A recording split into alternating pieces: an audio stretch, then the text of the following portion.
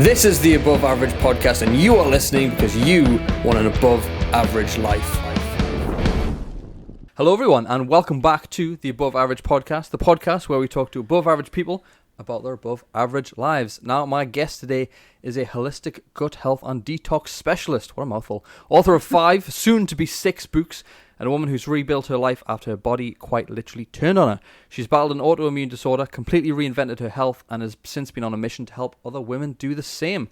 Today we're going deep into hormones, into gut microbiomes, into trauma, into the way women's bodies are misunderstood, anxiety, sugar addiction, alcohol, aging, and probably a lot more. This is going to be an action-packed podcast, folks. So this is an episode about what really goes on inside the body and whether we're over-medicated and under-educated. So please welcome Dani Jackson to the show. How are you, Dani? I'm good, thank you. Thank you for being here. And I'm sorry about the all the camera fuss beforehand. Like, I am very finicky with my cameras, guys, but we've made it. So, Dani, I always like to take my guests back a little bit too. So you mentioned something really interesting to me on the phone about your dad being in the military and how you moved around a lot.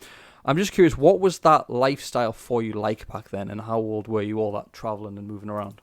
So I was born anyways in Swindon, so Nice. that's where I was born because it was an army camp. Mm-hmm. Then we moved to Germany, and then from there when I was about 3 I moved to Cyprus. Mm-hmm. We were there for about 3 years in Cyprus, and then we moved to Colchester down in Okay. Essex, and we were there for a few years, but we were back and forth to South Shields because my parents are from here. Mm-hmm.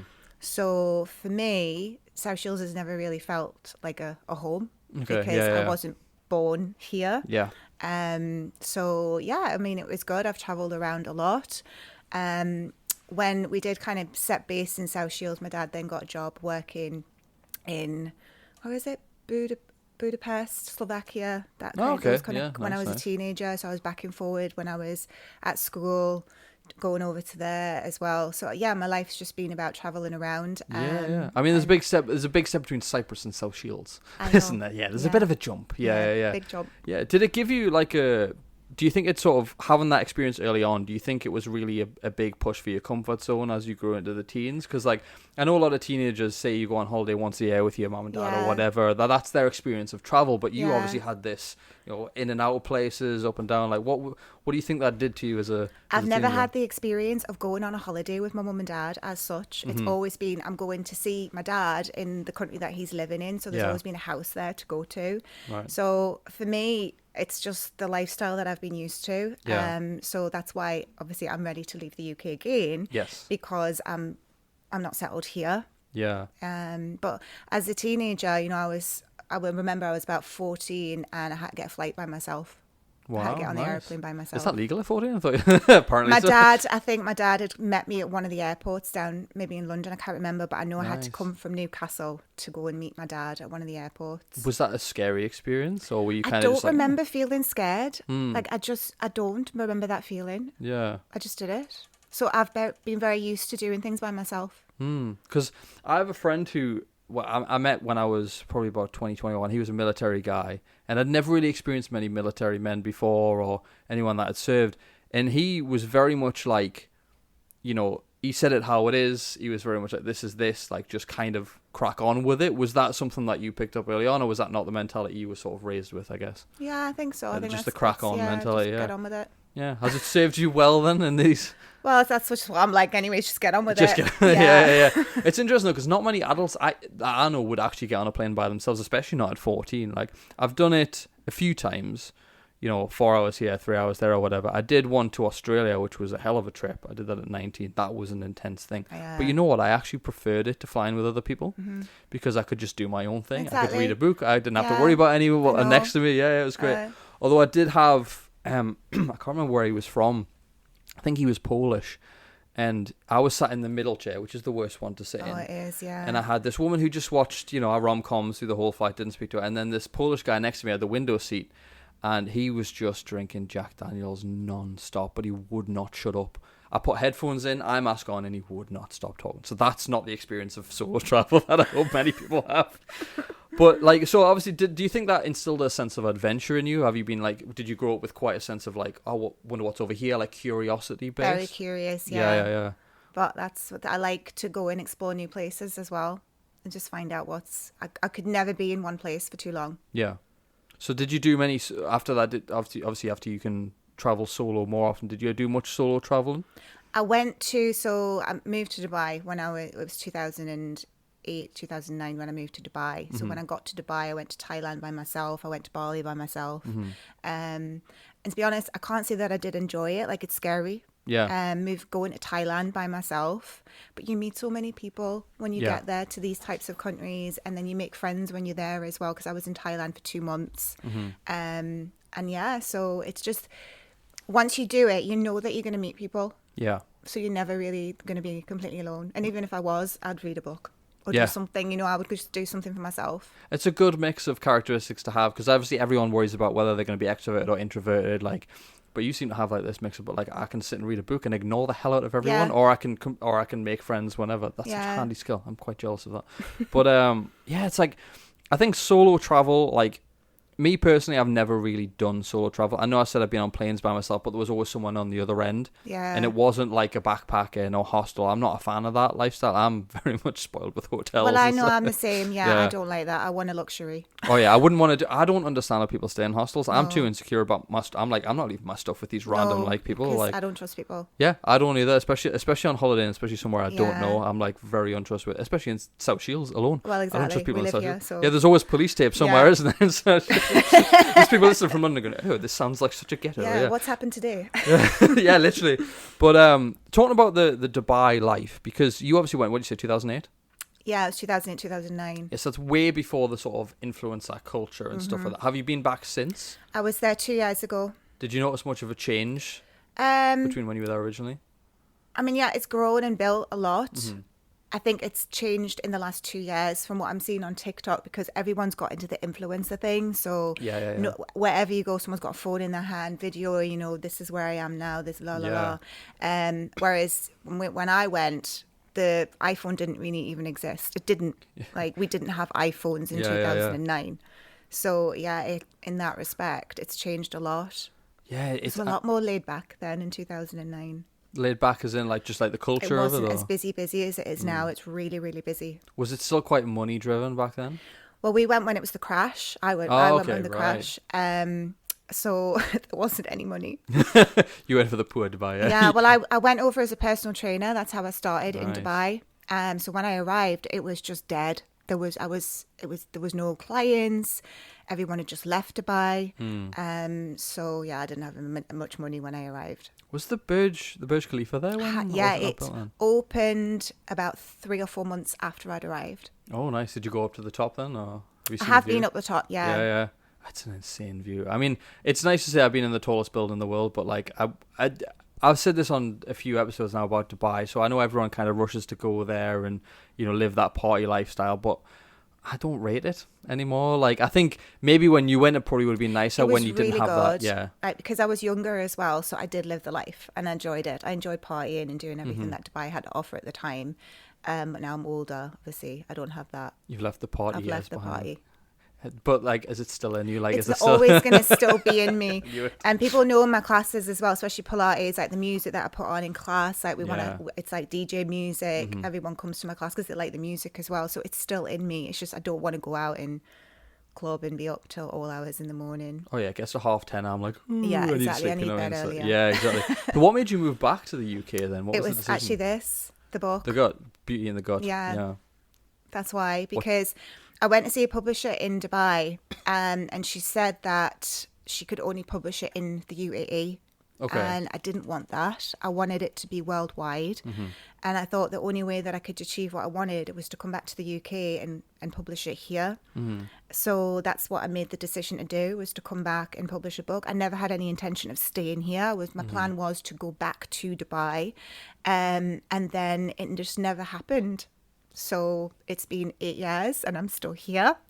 But you are planning to leave again soon. So that, I am, yeah. Obviously, we will talk about the new book that you are writing at the minute. But take me back to school. One of the biggest things that I learned from you on the phone there was this Graves' disease, because I'd never heard of it. So you developed this at 18, is that correct? So walk me through I say process, but like walk me through how you discovered this and then what it sort of did to you going forward.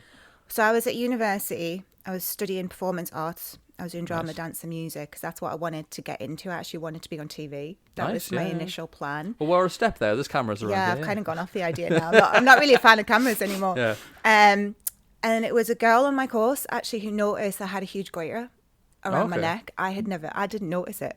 So I didn't really feel like there was any symptoms. It was just she noticed it, told my lecturer at the time. And I think from what my mum tells me, my lecturer actually phoned the doctor first rather than my mum to tell, she was really worried about me. Wow, yeah. So that's how I found out I had Graves' disease. Yeah, so what was the next step after that? You go to the hospital, what did they tell you?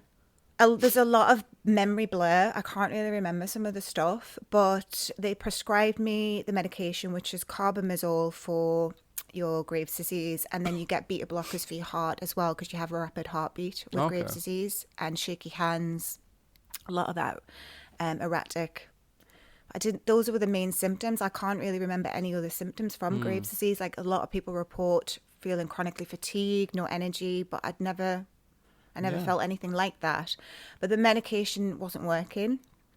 So it was like literally 2 months later after being diagnosed, I was offered radioactive iodine or to have the thyroid completely taken, which would have meant cutting the throat, taking it out. But because of how large my goiter was, they said it was a risky operation and that I could die. I was going to lose a lot of blood. And I'd be in hospital for about 2 weeks. And they did say that I'd be on an old people's ward because of my age, because I'm 18, so I'm no longer a child. Yeah. So everything that they were saying about having that, and then obviously I'd be left with a scar here because they'd taken it away.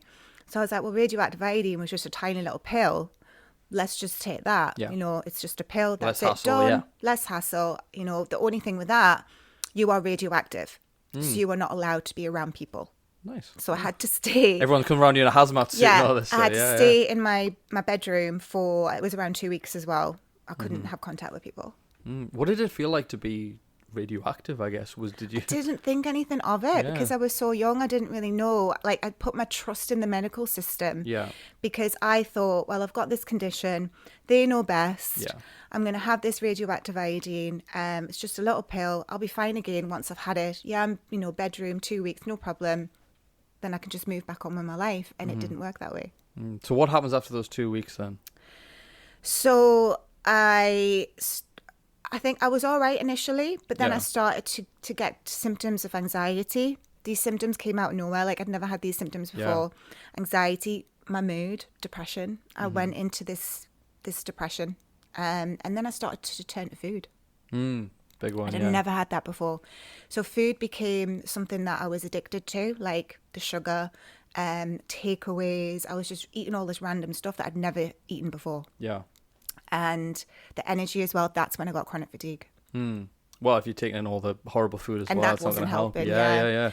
So my weight, I went from this size 8 up to a size 16 in it was about 6 months. I rapidly put weight on, and that was a huge thing. And then obviously my self-esteem and just Yeah, it's just one domino effect after one the next. domino. Yeah, And yeah. then my periods, when it comes into women's health, they were terrible, period cramps, because that was connected to my thyroid.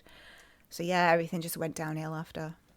Yeah. So for those listening though, like with a thyroid, because obviously I don't know much about what a thyroid actually does. Can you explain that maybe a bit better than what So I your could? thyroid is responsible for all of the hormones. So when the thyroid is not functioning, and for most females it's not, because most women have low thyroid, and yet when they go to get their NHS test, the results, a lot of women are coming back, you are normal, when really they're not normal.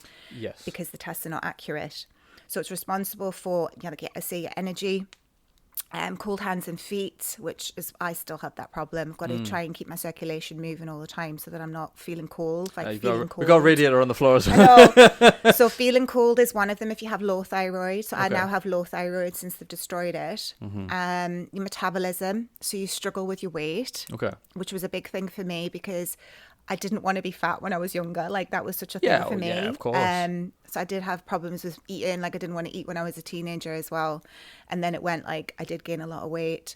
So yeah, it's to do with your estrogen. So when you get low thyroid, you then have higher estrogen. And this Okay. is what I'm talking to my females now about on my social media, how we have too much estrogen in our body. It's not detoxifying. So the thyroid is connected to that as well. So if you have a healthier thyroid, your estrogen and progesterone levels are going to be a little bit more balanced. Right. And cortisol's the other one, because your cortisol and your adrenals are connected to your thyroid. So there's a lot going on when it comes to hormone talk, because every hormone has to work in harmony with each other. Well, this is why hair I got loss you is on. a big thing as well when you have thyroid problems. What are you trying to say? I didn't mean that, but you know, I'm not insecure about being bald. It's fine. I didn't even notice, to be honest. I know I hide it well, you know, with a light gleaming off it. Yeah. But yeah, so because obviously, like I know my mom spoke to me about thyroids before, and I think it tends to be a thing that I think a lot of women, I mean, correct me if I'm wrong, bring up more so around the menopausal age than beforehand. That seems to be when it becomes like more of an issue. Yeah, it is. But obviously yours got, like you said, they destroyed your thyroid. So what sort of lifestyle changes does that mean you have to take then? Is there supplementation you have to do? Loads. Like how much do you have to watch things in your life? Yeah. So obviously this has gone on since I was 18. When I had the diagnosis, and then it was when I got into holistic health. So that's when I've had to start to learn, what do I need to actually do to help my body repair, not just from the autoimmune disease, but from the radioactive iodine treatment that I've had as well. So I take that many supplements, everything, because even though so I'm dependent on thyroid medication now. I take T4 because I don't have a thyroid. I still take the supplements that you need to support the thyroid, which many women are not doing. So you need to have like iodine. Is such a huge one for not just, this is what the breast health book's about, because you also need iodine for your breasts. So without iodine, you can get breast cancer. And for me, because I've had radioactive iodine treatment, it raises my chance of getting breast cancer. Right. Because of the iodine. So I take iodine. Okay. So that's what I educate my females to do, especially through premenopause and menopause. What other supplementation can you recommend for people who say someone's listening who may have a problem with a thyroid or maybe experiencing some of the symptoms that you mentioned? Like, what would you recommend in your personal experience? So like I say, iodine has to be, because that is what the thyroid depends on. You can take like tinctures of it. You can have sea moss, you can have kelp. Those are the 3 different kinds. Or if you like to eat seaweed, which I don't, then of course you can do that. It's an acquired taste. Yeah. Zinc is essential one. So I take that every day. Magnesium. Every woman should be taking magnesium for their hormones. The other ones are selenium, because you have to have selenium and iodine together. Okay. So selenium, I tend to just have Brazil nuts for them. So you can have about 3 to 6 Brazil nuts if you want. Okay, so rather than like a pill or anything. Yeah, nice. What else do I take? There's that many, but it's liver detox as well. So making sure that you've got the foods for the liver. Yeah. Because you've got your T4 and T3 levels. The conversion from T4 to T3 happens via the liver and your gut microbiome. So if you've got an unhealthy liver and an unhealthy gut, the conversion can't happen. So for example, me, I'm taking T4. The conversion to T4 to T3 might not happen unless I do the things that I need to help my liver and gut. Right. Yeah. So there's a lot going on behind the scenes. There's a lot. And for some women who are taking T4, they're still having symptoms of thyroid, because they may not be converting T4 to T3 via their liver. Yeah, because I think liver problems are becoming way more prevalent, because I think, again, alcohol is a big thing. Yeah, it is. You don't drink, right? Is that not correct? Anymore, no. Yeah. So I don't really, I'll have occasionally a glass of wine with a steak or something like that, like occasionally. But I haven't been drunk for over a year, and even then it's a one-off thing. Like I don't know whether it's an age thing or whether it's just I had my fun and I'm over it kind of thing. Yeah. Like, you know, but I think for me, like, I hear a lot of people with, like, these liver issues, and it is purely because of drink, but not just getting drunk, but, like, casual drinkers, like, having a few glasses of wine on the weekend or beers or whatever, but it all adds up. But I think that is a big thing for me, like, to be aware of, because I take, obviously, supplements as well, and I've just started a new one, which is apparently which can be quite heavy on the liver. So I've got to drink a lot more water now to sort of flush it through, but I'm also kind of cycling it a little bit as well, so my body doesn't get reliant on it. But it's something that I want to get more into this. Let's go more into this. So talk about men's problems as well. But so obviously you said you gained a lot of weight in this period of time over the course of 6 months. Were you quite active and fit before? Yeah. That was because obviously you're into yoga, Pilates, gym. Like you're a very active woman. Like was that something that you were still? Yeah, I'd always loved like dancing. Loved dancing. I asked my dad when I was younger as well, because obviously my dad was in the army, can you help me run?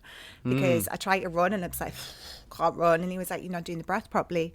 So he taught me how to run by breathing better. Nice. So yeah, I was really I went to the gym when we were allowed to, like, I was at South Tyneside College, and you had like Wednesday afternoon, you were allowed to go to the Temple Park. Yeah. And go to the gym there. So I liked exercise, but then after I got this, I didn't care about it. Yeah, because obviously, like, obviously you've gained all this weight, your thyroid's completely destroyed, like, you're on these supplements. How intense did you then take it with the exercise routine? Did you dive straight back into the gym, Pilates, yoga, or was it sort of like a gradual? No, it's just gradual. It's happened over time. Yeah. So I had to take 1 year out of university because I was that unwell. So I couldn't graduate with everyone. I had to stay behind and take the year out. Which was a really struggle. I struggled with that going back to uni because everyone had got their little groups together, and obviously I didn't make any friends for that last year, which was a bit awful. But I graduated, and then I took 2 years out, and I got myself a job as a housing assistant, which was just because I didn't really know what I wanted to do anymore, because my plan was to do performance arts. So I took that 2 years just for me, and while I was doing that, I got into learning about nutrition. So it was was going to be one of my next questions. When did you get into it? Yeah, so it was my time out because the job was really easy. I didn't really have much to do. You know, I was just like an admin assistant. It was hardly anything going on. But it was the time where I went down to the library. I was getting books out on nutrition, and I got really addicted to it because I was starting to learn about food as medicine and how, you know, you can eat this kind of food and then it's going to help with this. Yeah. And I was like, wow, this is so fascinating. Like, if I just eat this will improve this. Yeah. And that's where it started from. So I was probably about 23 around that time. I just finished uni. And yeah, so that's when I started getting into nutrition and really enjoyed it. But it's not something that, as a 22-year-old, I mean, I got into development pretty young, but no one around me cared. So no one around me cared neither. But it's weird, isn't it? Yeah. I was just sat there reading my books. I was like, and I was just telling my mum and dad, look, this is what I've just learned today. Like, I was so excited about, and I'm still like that now. I'm like, this is what, but yeah, it's interesting though, because you start telling them, like, you go out for food with your friends or whatever, and you start, like, I was talking about development stuff or something that I'd read in, like, Les Brown's book or whatever, and like, just shut up and eat your burger, man. I don't want to know, because people don't care at that age, like, about their. Well, some people do. I'll say no one, but some people do. They take their health a bit more seriously than others. But it's only when you sort of, I would say, probably get to your late 20s, early 30s that you start going, oh shit, like, I've got aches and pains and this doesn't feel right, this organ doesn't feel right. So, well, I was working in an office with older women. They were like in their 50s then. So I would go into work and start telling them about nutrition. So I was in an environment where I could do that. I wasn't around young people. Yeah, so you weren't the annoying one going, you shouldn't eat that. No. I was that annoying person. But like, so when it comes to the women that you've sort of coached over the years, how often are they quite dismissive of things? Like, do you try and teach them? Have you found that, like, people are like, it can't be that simple, or it can't be this, or I don't want to take it that far? Like, what sort of, I don't want to say conflict have you been in with that? To be honest, for my females, none. For the females? I say females. Do the men argue back against it? Yeah, because that's Okay, why I've predominantly gone to females only, because I was having a lot of problems. Well, not a lot. There was just a client once, and I was like, you know what? I'm not going to work with men anymore because... I'm sorry, we're all difficult. I mean, men are trash. We're difficult when it comes to some of my men clients have been amazing. I had a client with Graves' disease. He's now pretty much nearly reversed. Nice. From the advice that I gave him from his 1-to-1. So not all men are the same. What was the men's, like, arguments about it? Were they just not willing to listen? Because or they didn't really want to know what I was offering them. I think they didn't. And you know, when you're working with someone online as well, you can't sometimes read a person and they just automatically didn't like me.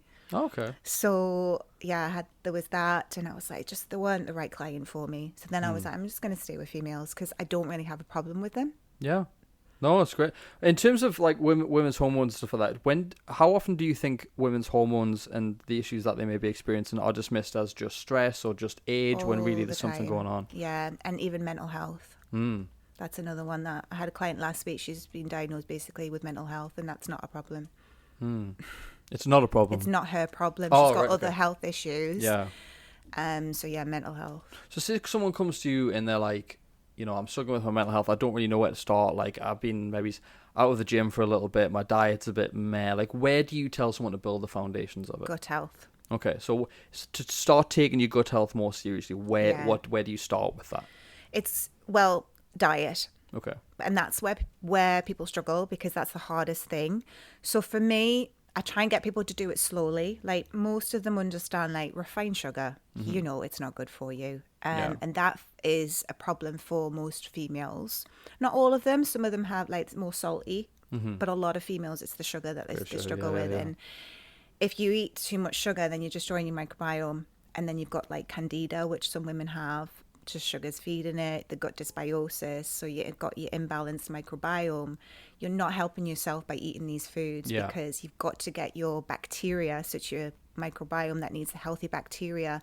If your microbiome's not healthy, you're not healthy. Yeah. Because I've heard a lot about this, but it's just like, it's not something that I don't think has quite hit mainstream awareness yet. And even if it did, I think a lot of people they would neglect it, because it sounds like such a small thing. Like, my gut, like, what do you mean my gut health is bad? Like, what do you mean? But like, a healthy gut it makes an insane difference. When you look at the books and you look at the studies, it makes an insane difference to just everything in your life, which is crazy. But how does it, obviously you worked a lot with women's guts. Like, obviously, women's guts. You've played it with women's guts. Where do the men factor in? I don't know whether you've had much experience with that. I don't know. But, like, when it comes to men's guts and women's guts, what's the biggest difference you see between the two? There isn't really any, to be honest. Okay. It's just the way that the hormones convert. When it comes to female hormones, obviously we have more to work with than men do. Apparently this is what I did research on. I'm not sure, but I need to look at it again. But apparently men's colons are smaller than females. Okay. This is what I've researched. And that's why women tend to have more bowel issues than men when it comes to a sluggish bowel. Okay. But I've not had many clients who, like, some of my clients haven't moved their bowels for like 4 weeks, 3 weeks. Like, it's insane. Yeah. Whereas men haven't had that experience with. So, yeah. So, in terms of obviously the diet and stuff like that, obviously you say cut out the sugars and stuff like that. Is there anything that people are maybe keeping in their diets that they're maybe unaware of? Dairy. Okay. Where do you stand on dairy then? Really bad for women. Yeah. It causes hormone imbalances. Okay. Because I had acne as well. So I had chronic acne. You and me both, yeah. Yeah. I had really when bad I was skin when I was 13, obviously my hormones changed. Got acne at 13, and I was drinking a lot of dairy milk. And the doctor gave me antibiotics for the acne. But then obviously that destroyed the microbiome. That's what that book goes into, is how many antibiotics I'd had destroyed my microbiome. Of course, then I get Graves' disease because that's connected to the gut health. So yeah, it creates skin problems, and it's the hormone imbalances. And plus, breast health book, it's to do with feeding of cancer. Yeah, because I'm not clued up on cancer much at all. But I know, like, I think it sounds like, because when I was growing up, it was kind of like, your elderly relatives got cancer, and it was a horrible thing. But now it's like younger and younger and younger, and more common and more common and more common. Like, obviously doing the research on the breast book, like, what did you find out that maybe surprised you a little bit? Nothing surprises me anymore. So when you're writing it, what was the sort of, because have you suffered with breast cancer yourself, or did the inspiration come from somebody else? But I think it's because of the radioactive iodine that I've had. It's, I say, it puts you at a higher risk of breast cancer due to the lack of iodine in the body, and because you've got low thyroid. So that's why. But I actually wrote the book because I had breast cancer clients, and I thought, why not write something that's going to benefit more women rather than just me doing one-to-one with somebody? Yeah. Let's make it available for other women to understand why they have breast cancer, because there's a lack of awareness. Like, there's pink ribbons everywhere, donate here, do this, but that's not actually helping anyone. What I want to teach is the root cause to why you have this condition and what you can do to actually help yourself. But you've got to help yourself. Yeah. It's mad that we wait for something that to get that bad before we actually start taking care of ourselves. Like, I know people that have got, like, you know, they've spent years just abusing their body, and then they get a little bit of trouble, like, oh, I'm going to smash the gym and smash my diet, and it's like, you're not going to sustain that, because you've got like 20-30 years of absolute rubbish under the surface. Yeah. But it's like, why did you let it get that bad before you take care of yourself? I don't understand that mentality. Like, I mean, I said to you on the phone, I train, but I'm not intense with it. I'm not a bodybuilder. I'm not a fitness. Like, I couldn't jog around here. I lift weights. I don't jog or anything Well, like I don't that. jog anymore Yeah. neither. Well, I tried skipping during lockdown and give myself shin splints, and I'm never doing that Yeah. again. It was so painful. But, you know, I look after myself to a degree. I don't go overboard with alcohol. I don't go overboard with sugar. But, like, I don't understand how people can't get that into the head that they need to be more aware of food. It's like, it shocks me now when I meet someone who's like mid-30s or whatever, who's still eating like they did in their teens. Yeah. It genuinely upsets me And and it shocks does me. catch up. Like, Mhm. eventually it will catch up. Oh, yeah, exactly. And it's, especially in like I was saying, the liver and stuff like that. Like, I just think that's one of the biggest things I'm focusing on at the minute is my liver health. And I mean, I'm not like, I don't have any liver pains or any issues, but I'm like, the more I hear about it, the more I'm like getting paranoid about it. But then I'm like, why aren't other people getting paranoid about this? Why aren't other people? I don't think they really care. But like, where do you think that comes from? Do you think it's just like a world of comfort now that we're just so comfortable and just rely on? I think it's easier for people to stay in what they're doing because it's hard to change, Mm-hmm. and they don't want to change because of how hard it is Yeah. to stop their habits. What stage of their lives do your clients come and see you? Like, are they at a point where it's like, shit, this might not be reversible, or do they come to you because they just want to feel a bit better? Because they don't know what else to do. So they've gone down the medical route and they're just being fobbed off with that many different things and none of it's helping them. Yeah. So then they come to me and then I'm like, this is what we need to do. And then it just makes sense. Yeah. Once I tell you what to do, it makes sense. Sometimes it's just small tweaks. Yeah, That's what shocks me the most. Yeah, little things. It's not like you have to change your lifestyle. Like, obviously working in the gym down here, we get people that come in and they think they've got to do 7 days smashing in the gym. They've got to jog. They've got to eat nothing but rabbit food for the whole time. Yeah. And it's like, no, just more days of the week than not is ideal. And it just has to factor into your lifestyle a bit. But I think they hear people like me and you talk and preach about health and things. They think they have to change everything at once. Oops, smashing the microphone. And that's what I say to my clients. Like, I know, like, I'm full on with what I do, but I've been doing this a long time, and I didn't do it by going full on. Like, it's been a progress by eliminating the sugar. I was a sugar addict after I had radioactive iodine. Yeah. I taught my body to no longer want sugar, so I don't want it anymore. I don't eat sugar. Well, when it comes to the one thing that we mentioned, it was the menopause. So, again, not something I'm familiar with, not something I'll ever have to experience myself. But what's actually going on in most women's body that maybe they don't understand during that period of time? High cortisol, Okay. stress, a big factor in women's health past the age of 40, even maybe early 30s as well. So when you get into premenopause, menopause, you've got to focus on lowering your cortisol. That's something that I'm working on for myself as well, especially with low thyroid. So the lower your thyroid is, the higher your cortisol is. So it is like, this is why I'm trying to encourage people to do more breath work and yoga, and even just going out for a walk, something that's going to lower your stress. So every class that I start in Pilates and yoga, even bar, I start with breath work so that we can switch off the sympathetic nervous system to get you into your parasympathetic so that you can try, because your body's never ever going to heal if you don't switch off that stress button. Yeah. Never. Stress is hard, man, because especially I think the social media world that we live in adds a lot of stress. It does, yeah. Because you said to me on the phone, I was like, this is exactly what I've been doing recently. You were saying like the anxiety builds up and then you turn your phone off. And then there's just this, there's this like a relaxed moment. And I think being constantly connected to everyone, everything, the whole world, it adds a stress under the surface that most people aren't aware of. Like, most people go around going, why am I anxious? Why am I stressed? Have you tried not looking at a screen every 30 seconds? And I'm guilty of it too. I'm not perfect with it. Yeah. I mean, I check my phone probably more than a lot I would care to admit. Yeah. I don't look at my screen time. I probably should, but I'm kind of scared to do it. But I'm just like, this world of constant stress, like, if someone comes to you in their stress, obviously apart from handling their gut health and things like that, what do you tell them to do to de-stress? Obviously you mentioned walking. Like, where does your sort of philosophy come to when handling stress?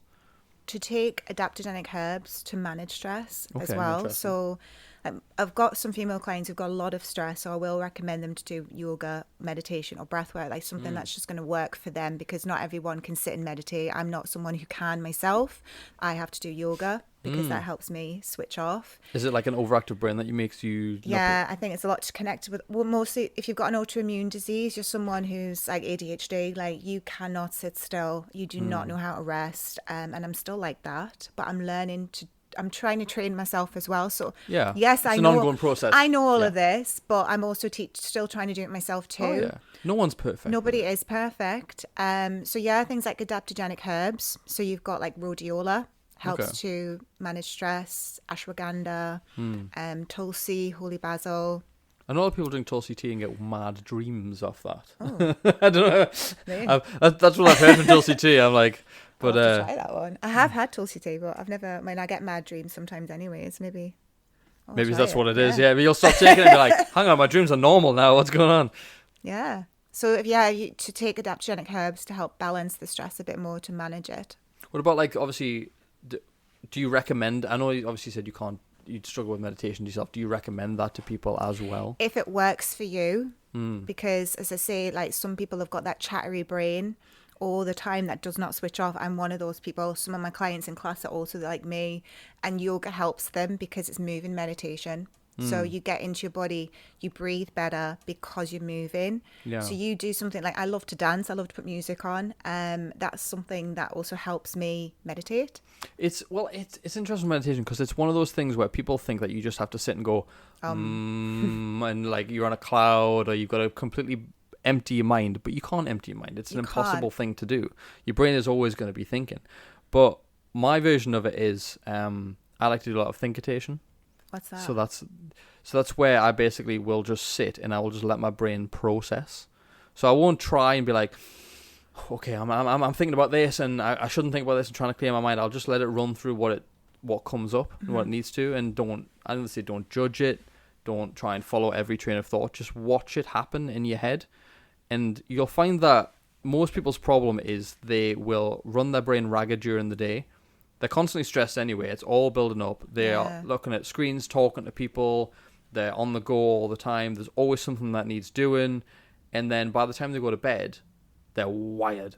They can't sleep because their brain needs that process to catch up. Yeah. Their brain needs to go, I need like 20 minutes every few hours just to stop.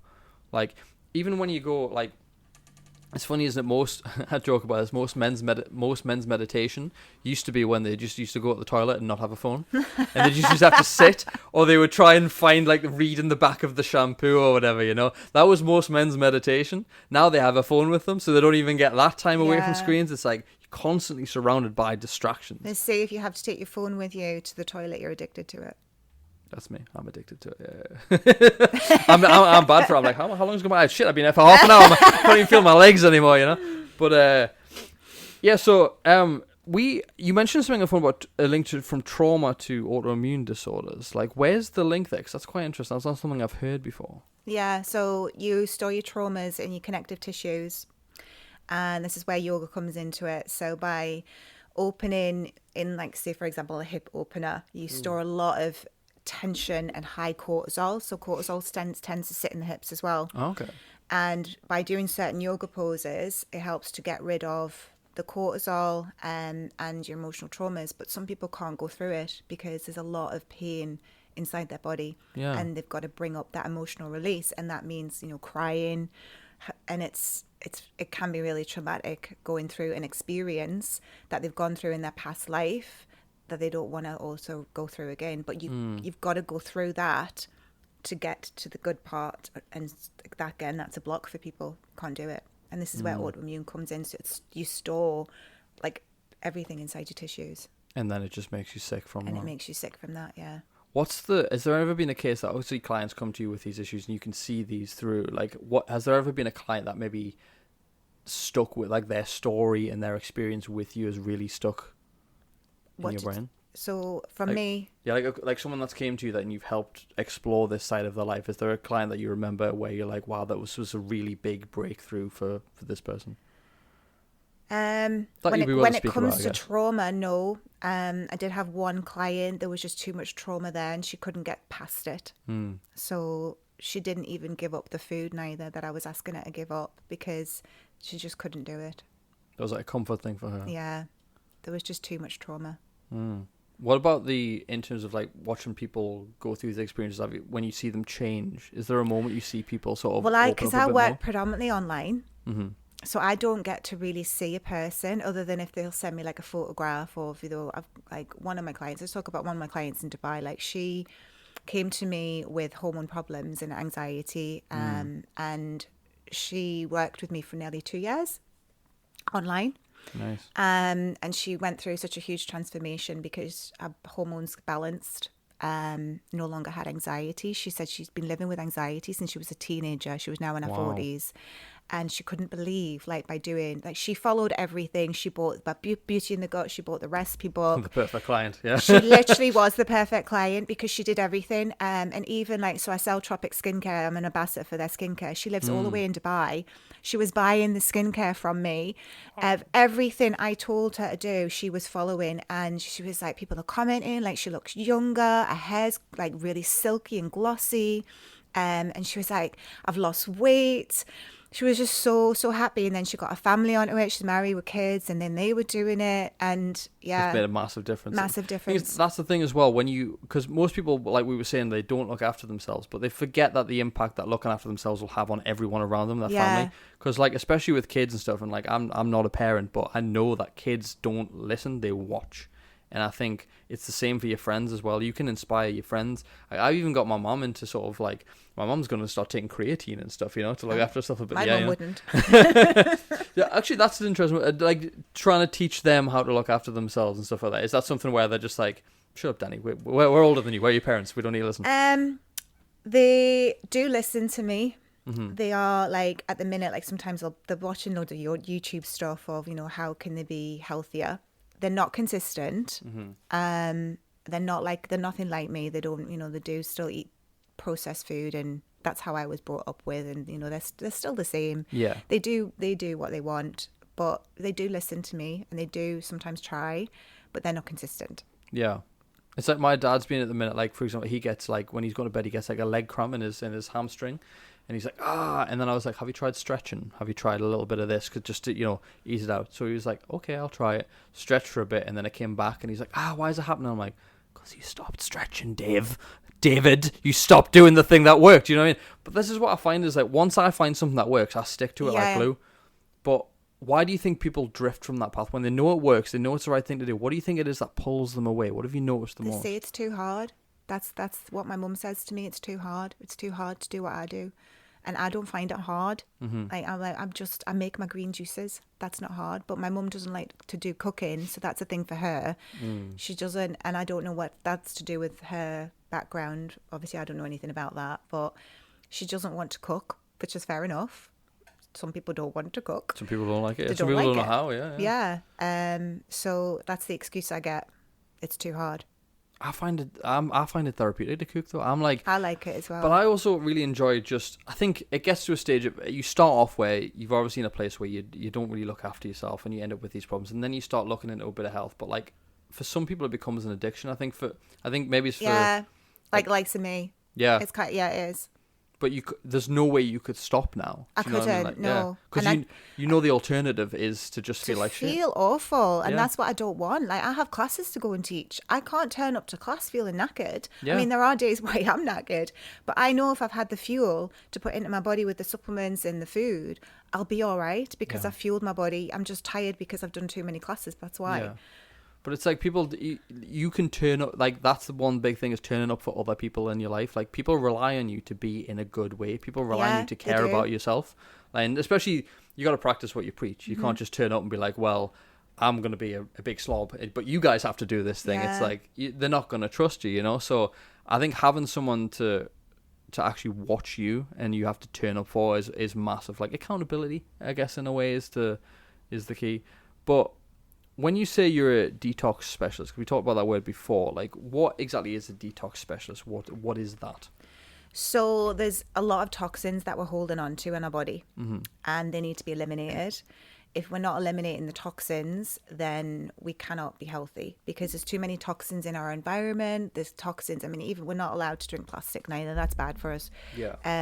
But unfortunately, there's, plastic. Plastic is everywhere. The food's toxic. Heavy metals from everything. There's heavy metals everywhere. The deodorants that people use. There's like, obviously I teach healthy skincare. So what we use on the skin, hair, everything. So we've got to detoxify, and it's got to be a detox lifestyle. So it's got to be every day, not just for like some people go on like detox. I'm going to go on a detox. Yeah, that's what most people are hearing this going. Well, that's what I think, like drinking lemon juice and all this. Yeah, that's it. And I'll do it for like a few weeks or days, whatever. But this is a lifestyle. You have to do it every day to stay healthy. Are we talking like saunas as well? Saunas infrared included? Saunas, yeah. Okay. Make sure, like, I always recommend that to clients, because you've got to sweat. Sweat is one of your detox pathways. If you're not sweating, that's one of the symptoms with me for low thyroid. I don't sweat. Okay. Yeah, so no matter how much exercise, I cannot produce a sweat unless I'm in, like, I went to hot yoga last week. Yes, I was sweating. It has to be like a high temperature. Yeah. Because like, that's also a sign of high stress as well, isn't it? If you're so stressed you don't sweat enough. Could be, yeah. Because I remember someone saying that, like, I can't remember where I read this actually. It was something to do with, like, if you're that level of stressed, your sweat glands close up, so you can't sweat. So it holds everything in. It's like a tense, like, and I was like, damn. So I know if I'm sweating, I'm good. Yeah. That's basically it. What other ways to detox the body? So you've got your liver detox. You got as a detox pathway. Even your breath is detox. Okay. And your kidneys. Do you mean like actually taking a full inhale? Right, because a lot of people are shallow breathers these days. Properly, so they're not breathing from their belly. Yeah. And a lot of people have sleep apnea as well, which is affecting their breathing and their pathways and stuff as well. I think that a lot of that's related to weight. Correct me if I'm wrong, but I'm pretty sure a lot of snoring and sleep apnea is connected to weight as well. Clients that I know who've got it, they're pretty overweight. Yeah. So what else would you do to detox the body? So obviously sweat, diet. What else can I do? Fiber. Eat your fiber for your gut health. Yes. The other way you like, eat your fiber. Eat your fiber. I say that because most people don't eat fiber, and they don't know what fiber is. Soluble fiber, insoluble fiber. They don't know what they are. What foods contain good fiber? What's a good source of fiber? So for cruciferous vegetables, that's for your colon health, but it's also for your liver health. So broccoli, cauliflower, anything like Brussels sprouts, your cruciferous, the hard ones, that helps to feed the probiotics in your colon, so your good bacteria, and also because it's fiber, it's roughage, that's what's going to clean out your colon. So that is your detox pathway with that.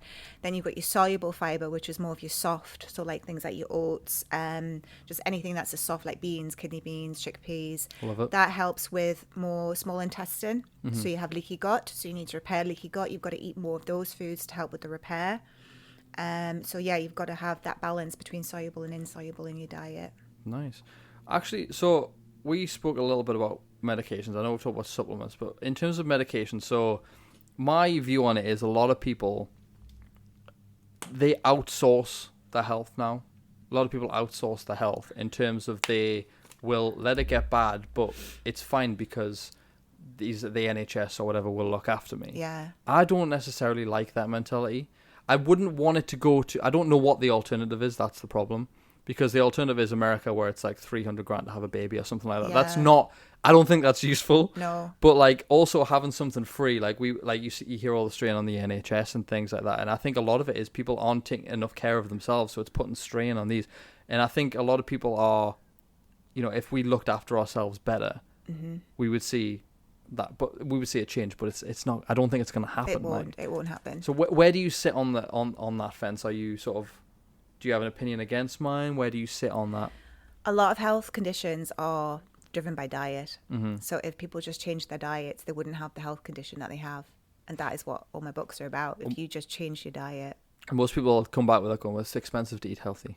It's expensive. Yeah, that's what they say. But you can go and buy, like, we just had Christmas where the carrots were like 5 pence or something, Which I always find insane. I'm like, I know. 5 pence for carrots? And it's Easter coming, so no doubt they'll do the same thing again. They'll have all the veggies like for dead cheap.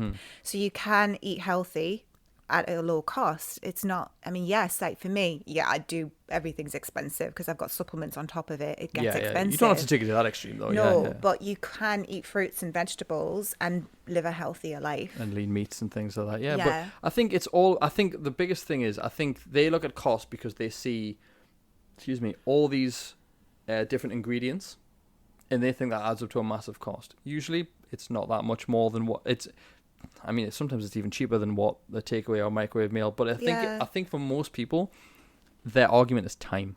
I think that's blaming time for it. This is about, like, the recipes are usually about 20-30 minutes because I don't have time for anything more than that myself. Yeah. We need... no one wants to spend an hour and a half cooking a meal or slow cooking something all day. Like, I mean, on a rare occasion, yes, that's fine. But I think for most people, they don't actually know how to cook this food into a nice way. No. You think it's all bland, or they have to have chicken, rice, and broccoli with no sauces and things like that. It's like, that's not a sustainable way to eat, nor is it fun. You need to make your food taste nice so that when you eat, like, food is a pleasure. Mm-hmm. So you don't want to be like, oh, I'm eating this iceberg lettuce. Like, I'm on a, how boring is that? You want to go and eat something that tastes nice. Yeah. And but like, I think it's a form of self-care. Making nice food for yourself is a form of self-care. It is, yeah. If you want to talk about, like, massages or, relaxing candle baths, great. Like, love that bit of self-care. But make something nice and healthy for yourself. You'll feel great. And, like, when I eat, like, say I love spicy chicken. I love making, like, I'll put hot sauce on, I'll put chilies on it. Yeah, like, I love spicy food. I've got no fucking taste buds left. I'm not gonna be honest. I've got no taste buds left. But, like, I love that, and, like, that doesn't taste boring to me. No. Even if it's with just rice and some vegetables, that's nice to me. I love that. Mm-hmm. But, like, for most people, that's bland or boring. Like, what do you want to eat, a pizza every day? Like, you can't do that. But you also feel, I eat a meal and I go, that's nice. I don't feel like I need a nap afterwards. Mm-hmm. Sometimes I do. It depends if I had a 3-course out. But sometimes people are like, they've got to sleep after it, and it's a heavy, greasy food. I'm just like, I don't understand how people can still live like that in the modern day. I'd be ill. Oh yeah, same. Yeah, same. Like, I mean, I'll have maybe one takeaway a week, something like that. That's fine. But I know people who have cans every night or have microwave meals. Microwave meals are the devil to me. Yeah. They're outrageously bad for you. Yeah, and they're not cheap. If you get a processed one, they're not cheap meals. No, I remember a mate of mine. I'm not going to name names because he doesn't do it anymore. But he used to be always on the go, like constantly working and stuff, and he was trying to get into the gym and stuff, so he would try and get his protein in any way he could. And he used to come around, like, say, like, would have a coffee or whatever, and then he'd go back to work, and he would always bring around Rustler burgers. Do you know them? No. So they're like the shittest, like, like when you go into like a small Tesco Express or something, and then they're at the bottom of the fridge bit, and they're like microwave burgers. It's like, I don't even think it's real meat, but he used to have. Probably isn't. It was horrible, and I'm like, I would rather forego protein than eat that stuff. But it's like, it puts me off. But protein is, again, like, where do you stand on protein? Because obviously you have to have it. Mm-hmm. Obviously, I am plant-based, so everything is plants. Yeah. Are you vegan or vegetarian? Vegan. Okay. I don't eat any dairy, so no, none on that. So I have tofu, I have lots of beans, lentils. Spirulina is really high in protein. Hemp is high in protein. So these are where I get my protein sources from. And anything that's green is also protein. Mm-hmm. So broccoli is high in protein too, even though people don't say that. So yeah, anything green. Why are gorillas so big? Fair enough, yeah. I wish I could be the size of a gorilla. I wish. But it's interesting now, because obviously, like, with oils and things like that, because obviously vegans, like, vegan foods can to be cooked properly. Like, vegetarians are not so bothered about oils and stuff like that, but I think for most people, like, the oils that they cook their food in is something that trips a lot of people up, especially when it comes to calories. Mm-hmm. So, like, olive oil, for example, is horrendously high in calories. But it's also needed for hormone health. Is it? Yes. Tell me more. So you can't make your hormones unless you have healthy fats in both men and women. Mm-hmm. So you have to have it for testosterone as well. You have to have healthy fats, but it's like anything, you've got to have the balance. Yeah, you can't I wouldn't just be drinking olive oil. No, but it's for your mitochondria. That's another one. Your mitochondria. Well, there's things about it, like, obviously, like, I think high calorie foods, for example, aren't the enemy. Like, you could eat, technically, if you wanted to, if you work out your maintenance calories, you could technically eat McDonald's all the time and still lose weight. You would feel horrendous. You would feel horrendous. I would not recommend it, but it's like, that's how big a part calories play. But I think when people are trying to like watch their weight and stuff, it's those sneaky little oils and things like that they put in. Like people think Caesar salads in restaurants. Caesar salads are really bad.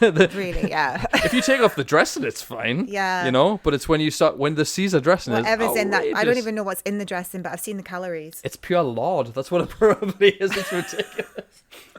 But yeah, so in terms of the pharmaceuticals versus more holistic health, obviously you lean more towards the holistic health. Where do you sit on the balance between when should someone seek the pharmaceuticals and when should they try the holistic? Like where You does can that fit have in the there? balance of both. Okay. So I've worked with clients, well, a lot of my clients are actually on medication. Mm-hmm. So I would never, ever tell anyone to not be on their medication because Yeah. sometimes it works with the medication.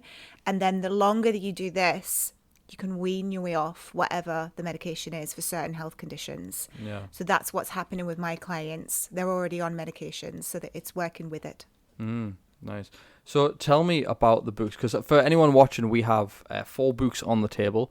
Dani is currently writing a 6th book. Can you tell us what the 6th one's about first? Ageless Within. Okay. So it's on DNA repair and hormones, longevity, repairing the body so that we can, yes, it's about, obviously people want to look good on the outside, but it's about looking younger on the inside. So that's what it's all about. Nice. So walk me through, because obviously we spoke about Beauty in the Gut. You wrote when you were in Dubai. Did you write it when you were in Dubai? Yeah, I did, Yeah. yeah. How long did that first one take you to write, for example? It took me about 2 years, and then with the proofreading and things, it was probably about another 2 years. So about 4 years for Yeah, one book. it took a long time. Nice. That's a long project for most That was a people as long well. project. Yeah. Yeah. What sort of depths of research did you go into for that? Because obviously you would have known a lot of this beforehand. You've done a lot of, your own practices and things Yeah. like that. Like writing an actual book, writing your first book, did you plan to do more, or was this like, No. I'm going to put everything into this? I'm going to put everything into this. And that's what people say it's their Bible. Yeah. Because of how small the book is, but how much it contains. So that's what I wanted, just one book. The rest, I don't know what happened. We ended up with more, but that was the initial plan. I like how the recipe book is like 6 times the size of the first one. Yeah, too many recipes. Nice. So walk me through, because which ones have we got on the table? Walk me through them. So the first one is your gut health. So learning how to heal the gut, beauty in the gut. The next one is the Autoimmune Uncovered, which is one of my recent books. So it's on why we get autoimmune diseases from obviously my own experience, and how to reverse an autoimmune disease. And I know that's a powerful word, but I do believe in reversing autoimmune. Obviously, I've had one myself. So Yeah. that is the book, Autoimmune Uncovered.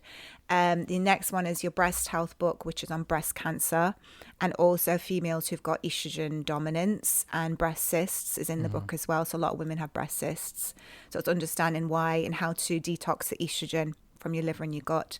And then the final one is the Health Empowerment, Your Illness is Not a Drug Deficiency, which is the recipe book.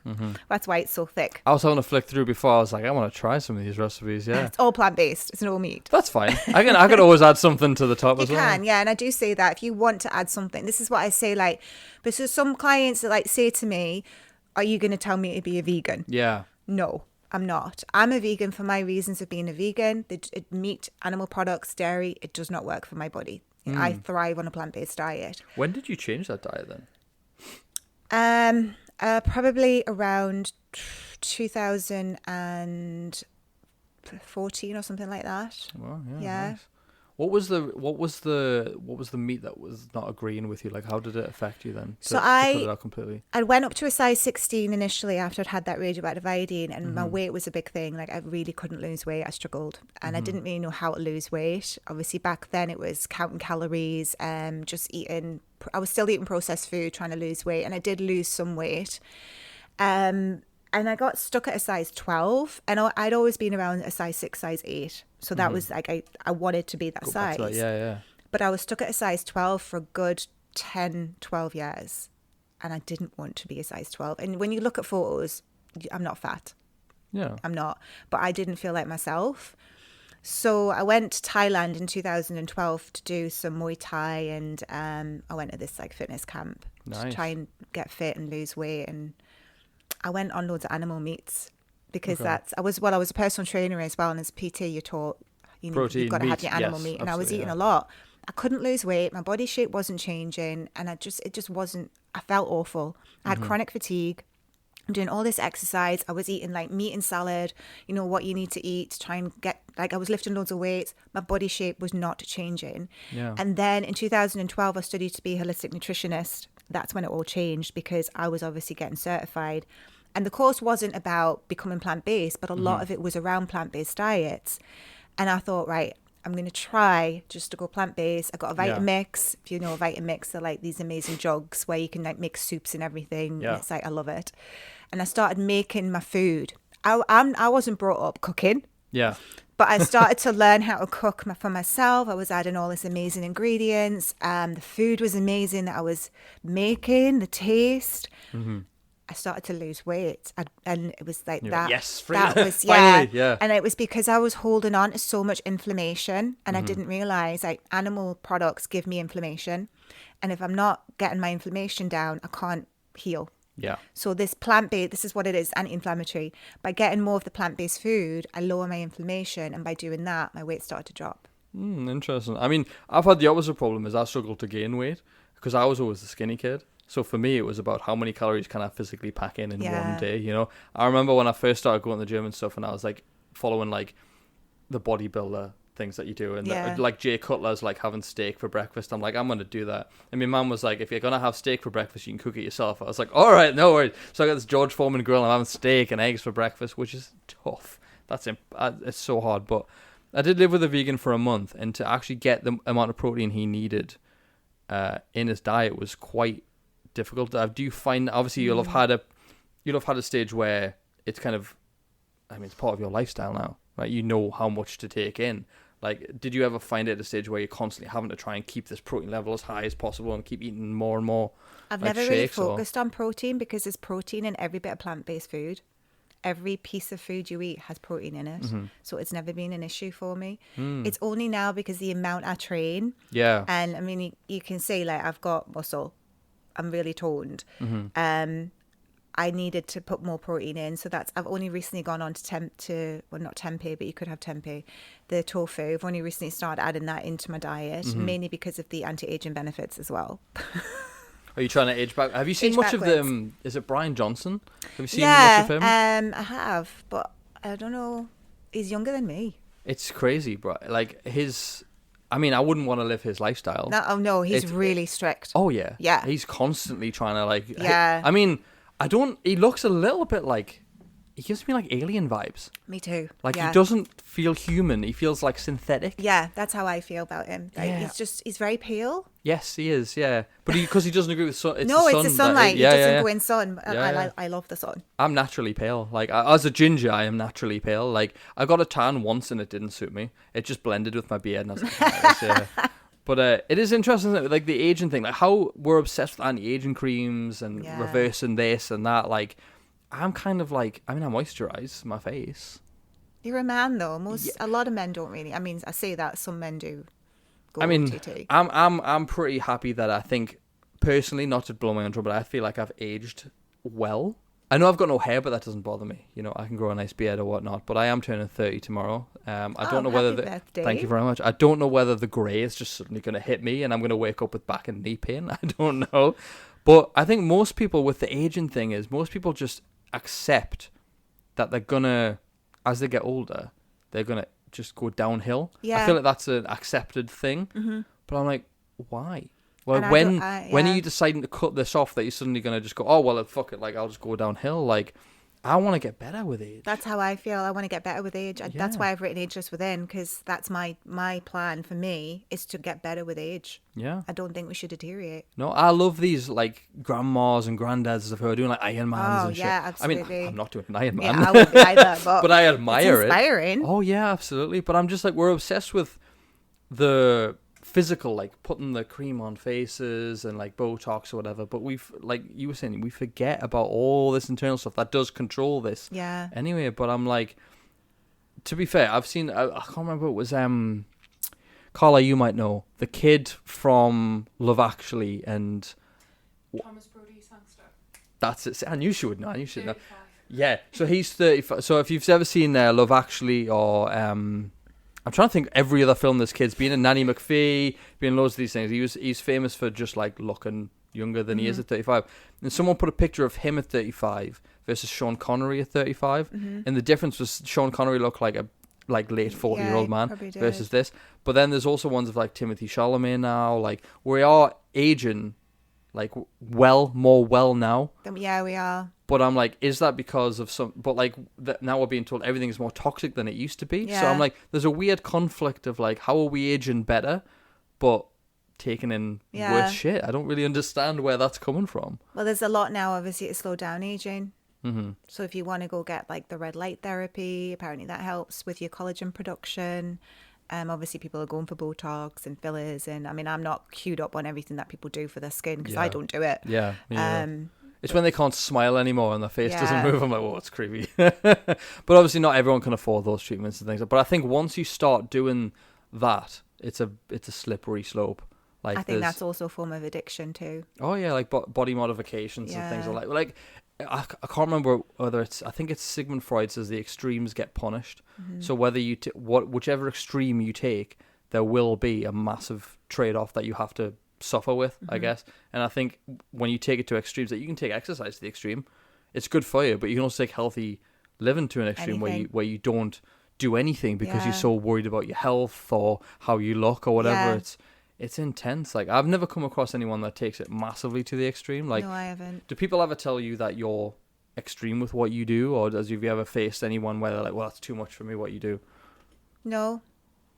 But like, I don't expect anyone to do what I do. I do it because I love what I do. I would never expect anyone to follow as much to the extreme as me. Yeah, I guess because you don't preach the extreme, I guess. Is like, obviously you were saying you wouldn't force someone to be vegan or whatever, or vegetarian. No. Or What I found is that I inspire the people around me. Like I lived with the people in my apartment in Dubai, and some people who I lived with were like, well, what are you making now? What are you doing now? And then because I was doing it, then they wanted to do it. So if you're around that bubble of you're like, people want to learn from you. What are you doing? Exactly. Someone's always watching and someone's going to learn from you. Like I've got messages, and I'm sure you have too, from people that you didn't even know existed. They'll message you and go, I found that really useful. Thank you for doing that. Or, I appreciate what you do. Oh, I didn't know they were following me. Yeah. To be fair, I've had some weird messages. I got one, I don't know whether you saw it on my story the other day. And actually it was last night. And I never get messages on TikTok. It's a weird place to get messages. And someone messaged me saying, "Hi, I'm HIV positive, and I would like you to connect me with someone." Yeah, and I was like, I don't know what to do with this. I think a lot of them are spam. I've had them before, and I'm like, oh, just delete it. It's so strange. It's so strange. But I'm curious though. So over the course of you've moved around a lot. You've wrote books. You coach people. What is next for you? Are you sticking in the lane that you're in for a while, or is there another plan to do something, maybe mix it up a little bit? So my ultimate plan is to get the next book out, the 6th book, so then that's final. The whole vision of what I would like, and whether I do this or not, who knows, because I do change my mind of things. Obviously life changes, things happen. I would love to have my own studio, where it's a place where because people have said to me, Dani, all of your stuff is kind of all over the place at the minute. Like you do that many different things. What I need is my own place where everything is together. Yes. So you come to me, my books are out on display. If people want to read the books, if people want to buy the books, because it's when you see a book, it's nice. Like I used to like go in the library, still do, to look at a book to see what it's about. Do I actually want to buy this book? So have them on display to come to my classes. Maybe I'll put workshops on. So everything's in one place. That is what I would like to have eventually. Yeah, and it would be helpful for you as well, not just other people coming to you, but to have everything in one place. Just one place, nice, and that's what I need for me now as I'm getting older, because I've travelled so much, and I think now at my age, I'm ready to have a little bit more safety and security, where everything is just there, rather than, like you say, it's all over the place. Yeah, it makes sense.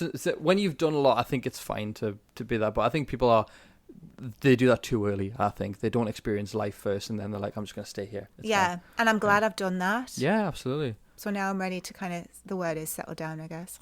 Yeah, for lack of a better term, yeah.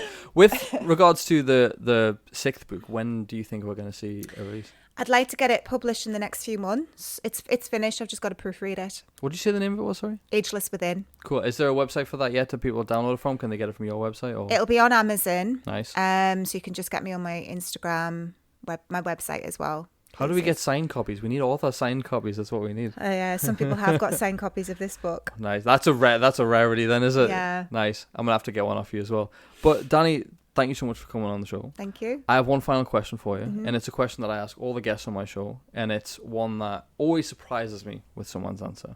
And it's quite simply, do you consider yourself a success? Yeah, I do. Nice. Tell me more. What breeds that mentality in you? Because I've helped my body repair itself. And that for me is a huge success, to go from where I was before to where I am now. So that is like, health is my wealth. Nice. So as long as I have my health, then I'm successful. I love that. We've got that, I think you said tattooed on the gym downstairs. We've got spray paint on the wall downstairs, health as well. And movement is medicine as well. Yeah. Fantastic. Where can people follow your journey? Where can people buy your books? Where can people go to work with you? So go to my website. It is www.danijacksonhealthempowerment.com. Nice. Everything's on the website. If you want to follow me, it's Instagram, Holistic Dani Gut Health. I'll put it on the screen as well for people to click and follow. And everything, yeah. TikTok's the same, Holistic Dani Gut Health. It's all Holistic Dani Gut Health or Dani Jackson. Fantastic. Well, thank you very much, Dani, for coming on. Thank As you. always, go and follow Dani on everything and get those books, especially if you are in need of this, or if you're not in need of it but want to know a little bit more, because you don't know what you don't know, right, Dani? Yeah. So, and as always, follow myself as well. My name is Adam James Proud on basically everything. I'm so grateful that no one took it, so I have to put Adam James Proud 1 or 2 or something on the end. But also rate the podcast 5 stars, because 5 stars is just fantastic and pushes us to new audiences. It actually does matter, believe it or not, that you press that button as well. Whether you're on Spotify, Apple, or watching this on YouTube, there will be some way that you can support me and the rest of the videos going forward. So thank you very much, guys. We will see you in the very next episode. Until then, take care.